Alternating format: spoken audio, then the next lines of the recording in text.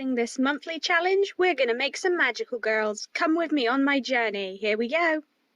The first day of Magical March is swords, and I really wanted to create a fighter. Obviously, they would have a sword and they would have a high attack, and they would be like the main fighter in the group if they were a magical girl. I really wanted to create some characters this month that would be incredibly cute and that would help me get a little bit of like satisfaction in my artwork, just because creating something cute and awesome like a magical girl, because I love watching magical girl anime, and this gives me an excuse to watch a ton of magical girl anime for like inspiration, that quotation marks, inspiration there. And then compare my designs to them.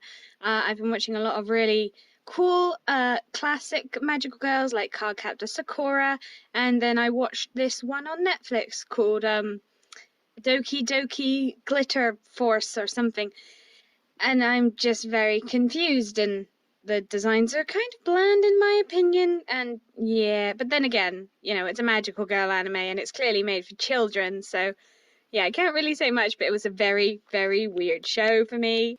So I can't really complain too much when there's like barely any content left for me to consume. With quarantine now continuing, if you're here in the UK, I'm not sure about anywhere else in the world. But with my design, I wanted to give her the cool aspect combined with cute. And so I went with like big eyes just to kind of grasp the fact that this is magic, their eyes will be glowing with magic. And obviously you have to have the badass sword and the flowing hair just going everywhere as you fight.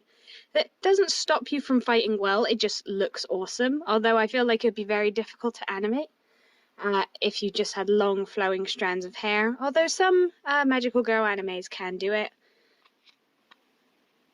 But with this character, because the theme today is swords, I really wanted to make her an attacker. And I really liked the idea of kind of a hunter type of aesthetic, where maybe she is like a hunter's daughter, or she's a huntress, and she was able to like skin this magical beast, and the cape she made out of this like giant magical wolf allows her to transform, and like her little simple sword becomes this awesome like blade of like, I don't know, wind or something, and it slashes through her opponents with sheer force of the wind. It just sounds really cool now that I'm putting it into words instead of on paper.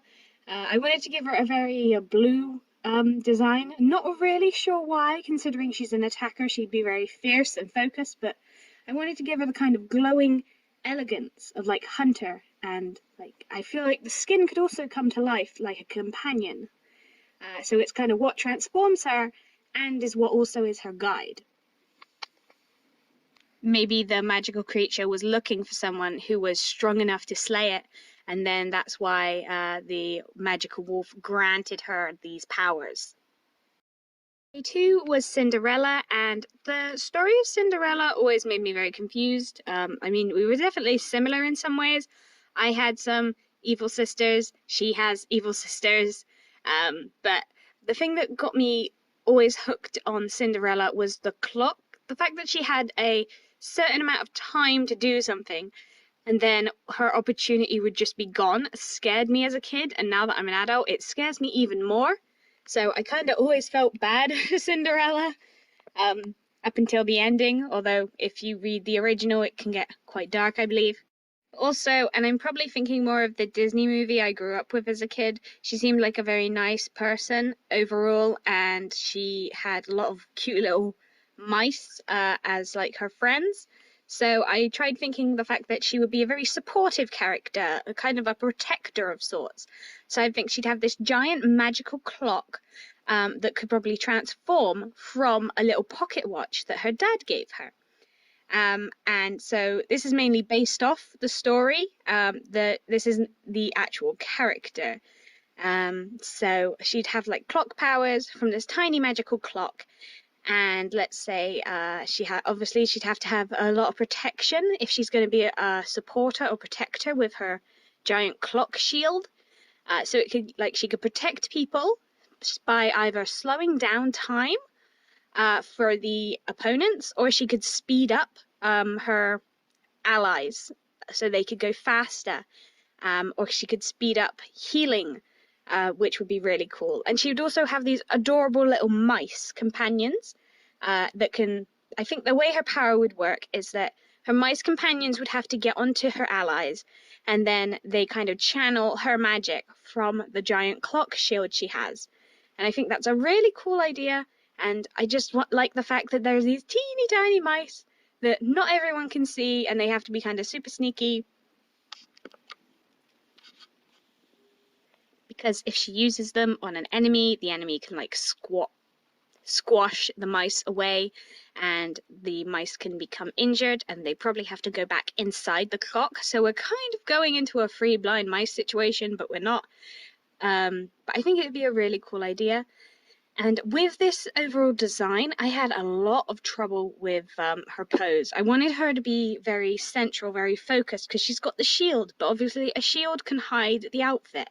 So I wanted to make the dress very poofy and frilly, just because obviously she ends up becoming a princess in the end, I believe, and I wanted to keep track of that in the design. So I tried thinking of a way I could give her a really beautiful yet protective dress. Her shoulders are bare though, so I kind of messed up on that part, but she does look very cute. The liner and the pose I was having real trouble with, and her color scheme, I didn't want to go full on blue like in the Disney movie, but I ended up doing it because blue is a very calming color, and I feel like because she's a protector, she'd be very calm, and obviously the mice would be pure white with red eyes to match like the hints of red I put on her jewels and lipstick. And I feel like that just kind of brings out a fact that, yes, she is this protective, calming person, and her powers portray that, but these little dashes of red show that there is something more sinister if you piss her off. The third day of Magical March is Red Riding Hood, so we're still in the realm of stories and fairy tales, which I kind of like because I can take aspects of each story that I really enjoy or that are very common and portray them in my own way to bring out like a magical girl design.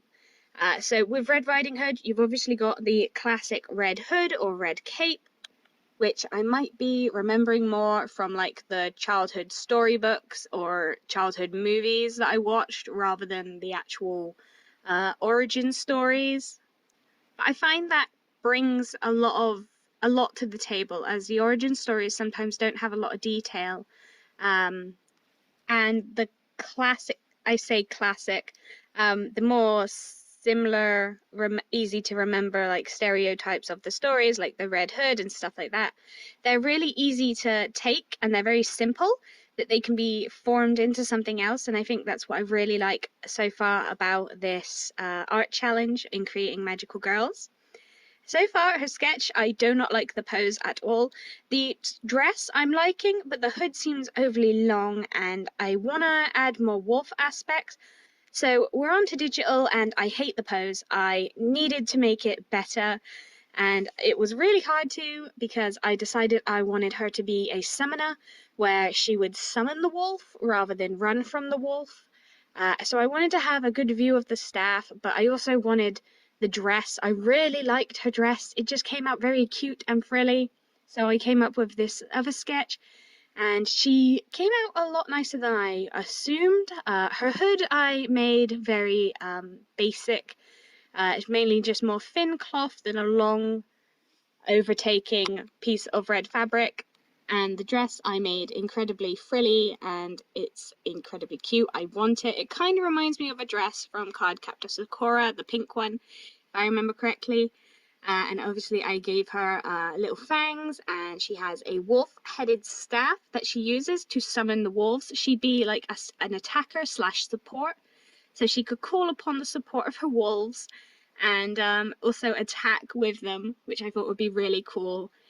Maybe she's got some firepower in there, who knows, because of all the red. Her color scheme I found was really difficult, as red is a very bold, overpowering color, and I wanted to do like maybe adding a little green to contrast, but I found that pinks kind of kept it all together. As with magical girls, they have a certain way of their color schemes. It's all like one color simplifies, the girl, but I don't want to have just one colour because that can be very basic and I can never make up my mind.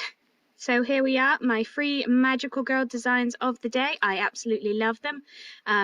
These are the 3 designs I've made over the past 3 days, and I'm hoping to share more with you guys throughout this month of March and make it a little bit more magical, because who knows what's happening in life now? No one knows. So we just need to distract ourselves with content, whether that be watching it or making it ourselves. So